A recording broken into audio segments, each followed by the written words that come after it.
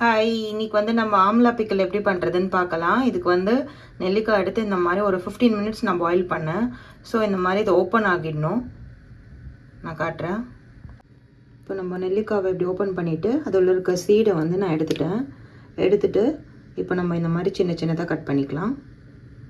இப்போ இந்த மாதிரி கட் பண்ணி நம்ம பவுலில் போட்டு 1 ஸ்பூன் மஞ்சள் பொடி போட்டுக்கலாம், 2 ஸ்பூன் சில்லி பவுடர் போட்டுக்கலாம்,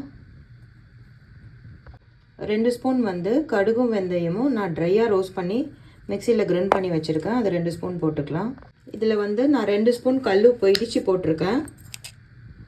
இதெல்லாம் ஒரு மிக்ஸ் கொடுத்துடலாம். இப்போ கடாயில் ஒரு கப் ஃபுல்லாக நல்லெண்ணெய் ஊற்றிருக்கேன், 1 ஸ்பூன் கடுகு போட்டுக்கிறேன்.